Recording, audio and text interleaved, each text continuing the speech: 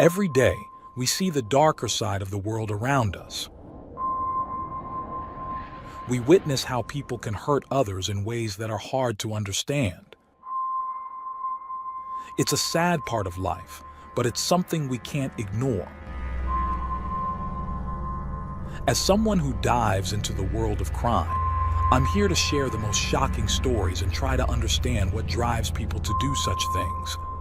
I'm Michael, and today, I've got another unreal true crime story for you.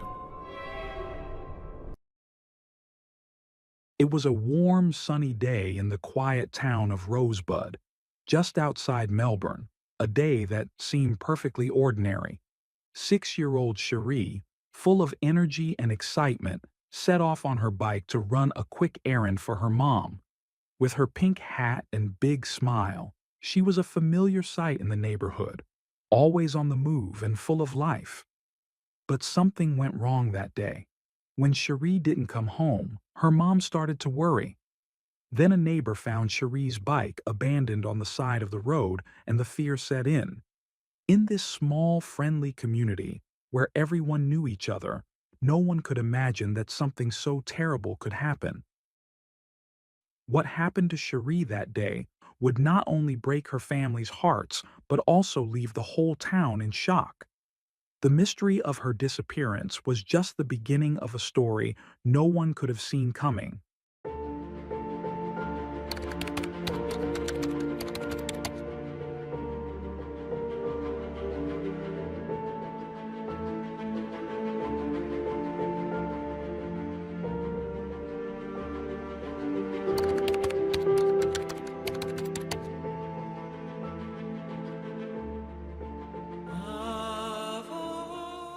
In 1985, in the quiet suburb of Rosebud, just outside Melbourne, Australia, Sheree came into the world as the first child of Kerry Greenhill. Despite not having the support or presence of Sheree's father, Kerry devoted herself to raising her daughter with the help of her family. Sheree embodied the innocence and joy of childhood, radiating a vibrant personality that made her the source of boundless happiness for those around her. As the firstborn, she held a special place in her mother's heart. Sheree was an energetic, talkative child, often amusing her mother with her non-stop chatter, even if it occasionally caused headaches. When her younger sister Crystal was born, Sheree took on the role of a doting older sister. Later, the family grew again with the birth of another baby, but tragedy struck when the infant passed away due to sudden infant death syndrome. The grief didn't end there. Carrie's partner, Crystal's father, suffered a fatal overdose not long after. Left alone with two small children, Carrie faced her struggles head-on, determined to provide the best life possible for her daughters. Her efforts paid off, as evidenced by Sheree's cheerful demeanor and boundless energy. By the age of 6, Sheree, with her freckled face and unruly hair, remained a lively, independent, and sociable child. One of her favorite pastimes was riding her bicycle around the neighborhood, exploring the natural beauty and tight-knit community of Rosebud. Sheree's days were filled with simple childhood pleasures. She attended first grade at the local school and was taught by her cautious mother to be mindful of strangers and always seek help if she felt unsafe. Carrie had drilled into her the importance of running to the nearest house for help if ever approached by someone unfamiliar. Tragically, those precautions would prove powerless against a lurking predator. On June 29, 1991, a sunny Saturday in Rosebud, the peaceful town awoke to its usual tranquility, unaware of the impending disaster. Sheree, brimming with energy, started her day with drawing but quickly became restless. Eager to play, she ventured out to check if the neighborhood mini-golf course was open. Finding it closed, she returned home, only to make another trip later with the same result. Finally, she decided to run an errand for her mother, biking to a nearby dairy store. Carrie gave her money to buy milk, lemonade, meat pies, and some treats, along with a few cents for sweets. Donning a pink hat to shield herself from the sun, Cherie left the house after telling her mother she loved her. No one could have known it would be their last goodbye. It was common for children to roam the neighborhood on bikes, and Cherie, unaware of being watched, pedaled away. Someone sinister was waiting. When Cherie didn't return after a few minutes, Carrie assumed her daughter had stopped by the mini-golf course. However, a neighbor soon came to the door, reporting that Cherie's bike had been found abandoned on the roadside just outside the store. Overwhelmed by dread, Carrie knew something terrible had happened. As panic set in, she contacted the police, initiating a desperate search for the missing child. Though neighbors and officers initially tried to reassure Carrie, suggesting Cherie might simply be playing with friends, the hours dragged on with no sign of the little girl. A young witness claimed to have seen her getting into a man's vehicle, prompting a massive search effort involving volunteers, police officers, and emergency responders combing the area for any trace of Cherie. Carrie made a heartbreaking plea on national television, begging whoever had taken her daughter to return her safely. Flyers were distributed with Cherie's description, outfit, and last known location, but the search yielded no clues. As the hours turned to days, it became clear that Cherie had been abducted by a stranger. With no reliable leads and only vague details from a young witness about the vehicle, the investigation hit a dead end. Authorities set up an information center near the spot where her bike was found, and local schools provided counseling for parents and students. A month after Cherie's disappearance, a potential breakthrough emerged when a woman contacted investigators claiming she had seen Cherie and the man who allegedly abducted her. She described spotting them in a small blue vehicle traveling roughly 4 miles from where Cherie had vanished. The woman stated that Cherie was in the front passenger seat, visibly crying. Authorities immediately focused their efforts on identifying the vehicle described by the witness and the young girl who had witnessed the abduction. They also began investigating known sex offenders in the area. To encourage leads, a reward was offered for any information that could help locate Cherie. However, as days turned into weeks and weeks into months, the hope of finding Cherie alive began to fade. Despite this, the community's determination to find her never wavered. Tragically, the case took a devastating turn 3 months later. Authorities discovered the lifeless body of a child in a storm drain. Although there was initial speculation that it was Cherie, it wasn't until early DNA testing confirmed a genetic match that the heartbreaking truth was revealed. The news devastated Cherie's loved ones, particularly her mother Carrie. The grim discovery became the topic of conversation in every home and public gathering.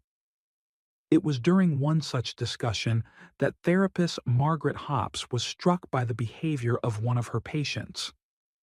The patient, Robert Arthur Selby Lowe, was a seemingly ordinary man, well regarded in the community.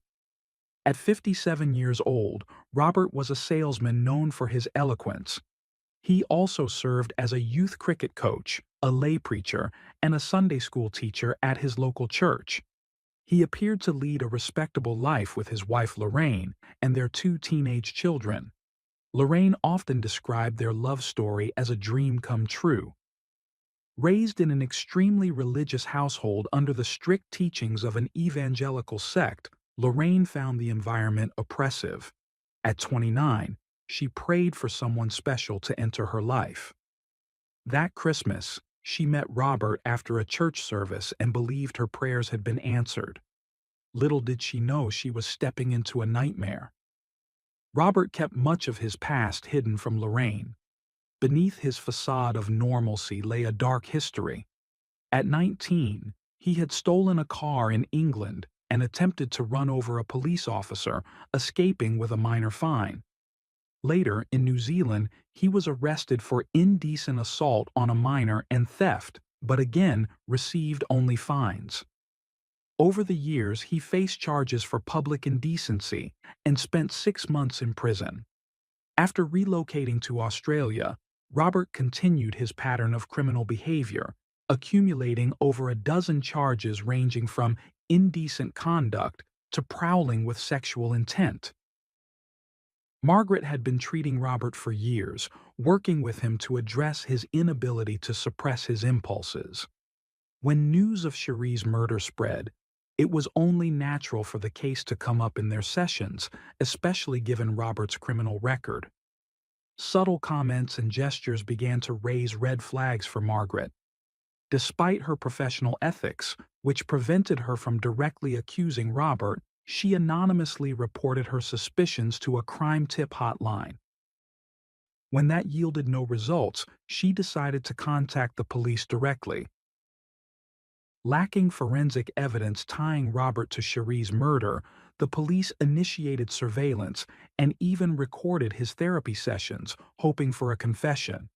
The situation bore eerie similarities to The Silence of the Lambs, as Robert teased Margaret with cryptic statements and half-confessions during their sessions. However, he never crossed the line into outright self-incrimination, leaving investigators frustrated. 2 years passed, and both detectives and Margaret began to lose hope. Then, the unexpected happened. One day, Robert handed Margaret a handwritten note confessing to Sheree's murder. Fully aware of her obligation to confidentiality, he believed she would be unable to act on his confession. Margaret, stunned and conflicted, knew she had to inform the police. However, events soon unfolded that prevented her from doing so. Shortly after, Robert was caught shoplifting a packet of chocolates at a convenience store. When officers searched his pockets, they discovered another copy of the incriminating handwritten confession. He was arrested for the minor theft, but soon found himself facing questioning by detectives. Initially, Robert denied any involvement in Sheree's horrific murder. However, over time, his story shifted multiple times, and he began hypothesizing aloud about how the events might have unfolded if he had been involved. Investigators also uncovered that Robert had lied about his whereabouts on the day Sheree disappeared. A search of his home revealed disturbing material, explicit content involving minors, erasing any lingering doubts about his culpability. The discovery of Robert's dark side devastated Lorraine. After years of building a life and family together, she was forced to confront the horrifying reality that her husband was capable of such depravity. Her fairy tale romance had ended in the worst possible way. The lead detective on the case later remarked that he never fully understood the concept of evil until he encountered Robert.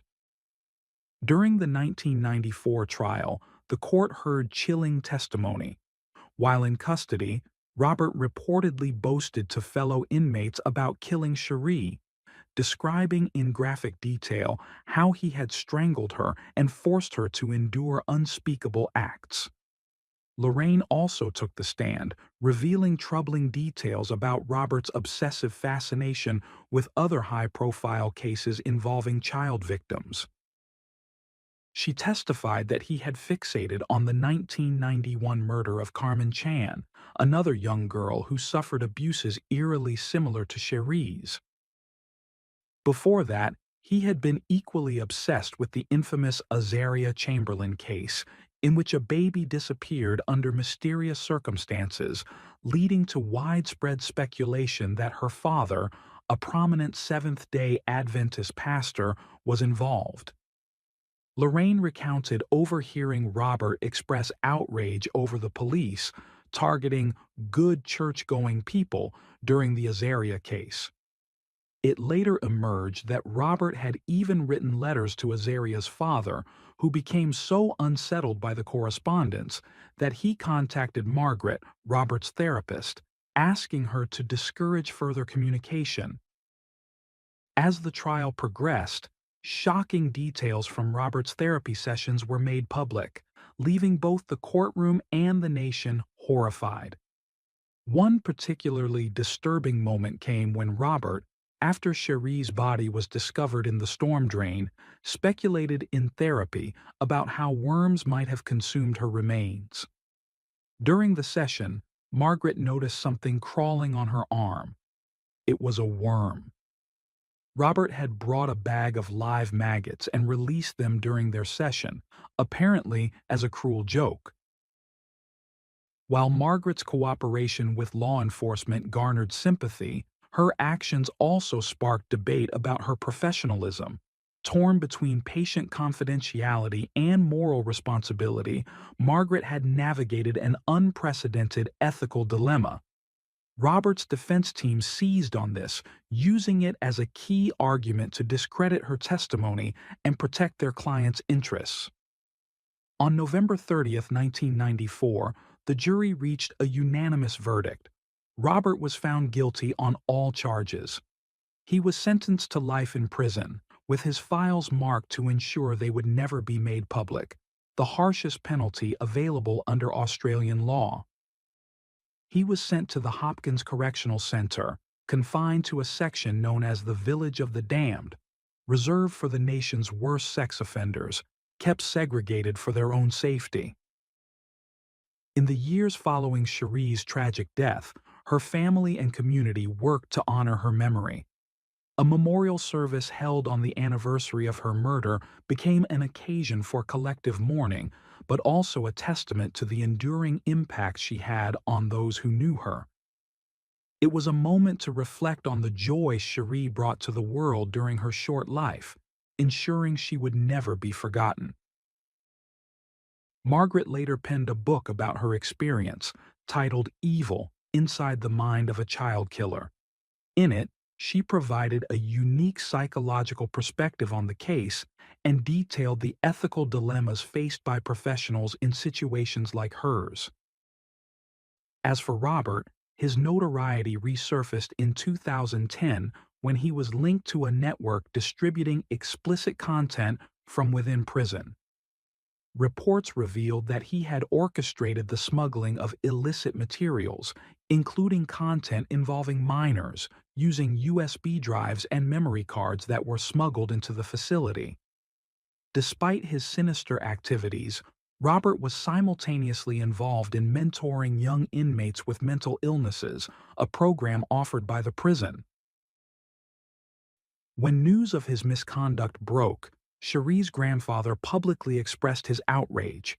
He described Robert as the embodiment of pure evil and was appalled that someone like him could have access to computers and exploit other prisoners to satisfy his twisted desires. The grieving grandfather declared that he would only find peace once Robert was dead. He passionately called on state authorities to transfer Robert to a stricter prison, strip him of privileges, and confine him to a cement cell with minimal sunlight. He also urged the government to impose harsher penalties on criminals convicted of similar offenses. In a poignant revelation, Sheree's grandfather shared that, during the investigation into her disappearance, the homicide unit had disclosed a chilling statistic. In the Rosebud area alone, there were over 4,000 registered offenders known to have a sexual attraction to prepubescent children. This number, coupled with Sheree's tragic fate, underscored the urgency of systemic reform to prevent such crimes. A spokesperson for the Minister of Prisons later confirmed that a full briefing on the allegations against Robert had been ordered and promised a response once all the facts were reviewed. The ensuing media storm, which included detailed coverage by one of Australia's leading newspapers, ultimately forced Robert to plead guilty to running the illicit network. But Robert's reign of terror didn't end there. Like something out of a horror film, 4 years later, on the 23rd anniversary of Sheree's murder, her mother, Carrie, was faced with another nightmare. Robert sent her a letter from prison, asking her to advocate for his release and urging authorities to reopen the investigation into Sheree's case. While time may have dulled the collective memory of the crime for the broader public, Carrie could never forget. She had endured tragedy after tragedy, and Robert's unsolicited letter only reopened old wounds. True to her resilient nature, Carrie refused to suffer in silence. She went to the media, condemning Robert as an irredeemably evil man devoid of humanity. Her public stand was a testament to her enduring strength in the face of unimaginable adversity. In 2021, to the relief of Carrie and her family, Robert died in prison at the age of 84. By then, Carrie had remarried and had two young granddaughters. Despite the passage of time and the new joys in her life, she still carried the daily grief of losing her vivacious and spirited Sheree. She often remarked that her second daughter, Crystal, reminded her of her firstborn. This resemblance had become a living memory of Sheree, as if, in some way, her presence lingered on through her younger sister. The case continues to raise important questions. Was Margaret right to break confidentiality to aid the police, as many believe? Or should the principle of therapist-patient confidentiality be preserved at all costs, as others argue? The debate remains as complex and thought-provoking as the story itself. What do you think?